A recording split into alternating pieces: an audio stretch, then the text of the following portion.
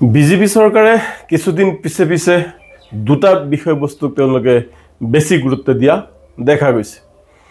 এটা হৈছে তেওঁলোকে কিছুদিন পিছে পিছে উচ্ছেদ কৰে আৰু এটা হৈছে সাম্প্ৰদায়িক ৰাজনীতি কৰে। চাওক, কিছুদিন পিছে পিছে বিজেপি চৰকাৰখনে মুছলমানসকলক বাছি বাছি টাৰ্গেট কৰি উচ্ছেদ কৰি আহিছে। তাৰ পিছত দেখা গৈছে বৰাক ভেলীটো তেওঁলোকে চাহ বাগিচাত উচ্ছেদ কৰিছে। তেওঁলোকে সদায় আদানী আম্বানীক লৈ ব্যস্ত থাকে। ইয়াৰ দ্বাৰা ইয়াকে বুজা গ'ল যে এওঁলোকে পুঁজিপতিক বেছি গুৰুত্ব দিয়ে। বণিক গোষ্ঠীৰ দ্বাৰা পৰিচালিত এই চৰকাৰটোৱে সদায় পুঁজিপতি আৰু বণিক গোষ্ঠীক তেওঁলোকে গুৰুত্ব বেছি দিয়ে। আজি দুদিন ধৰি দেখি আছোঁ কোকৰাঝাৰৰ পৰ্বতযোৰাত ৩৬০০ বিঘা ভূমিপুত্ৰসকলৰ মাটি যি আদানী গ্ৰুপক তেওঁলোকে দিবলৈ ওলাইছে বিজেপি চৰকাৰখনে, তাক আমি নিন্দা জনাইছোঁ আৰু বিৰোধিতা কৰিছোঁ।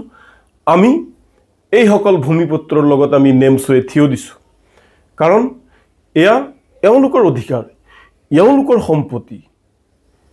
এই সম্পত্তিত বিজেপি চৰকাৰে হস্তক্ষেপ কৰি কোনোবা আদানী, কোনোবা আম্বানী বা কোনোবা বেলেগ কোম্পানীক গতাই দিয়াৰ তেওঁলোকৰ অধিকাৰ নাই। অসমৰ বিভিন্ন ঠাইত বাবা ৰামদেৱকে আৰম্ভ কৰি বিভিন্ন বণিক গোষ্ঠীত তেওঁলোকে এনেকুৱা ধৰণৰ মাটি তেওঁলোকে চমজাই দি আছে আৰু সাধাৰণ মানুহক তেওঁলোকে ব্যস্ত ৰাখিছে। যে ডি ভোটৰ নামত তেওঁলোকে ব্যস্ত ৰাখিছে, তেওঁলোকে বাংলাদেশী ইছ্যুলৈ মানুহক ব্যস্ত ৰাখিছে আৰু তলে তলে অসমৰ ভূমি তেওঁলোকে বনিয়া গোষ্ঠীক দিব বিচাৰিছে। আজি খিলঞ্জীয়া ভাইসকল ওলাই আহিছে।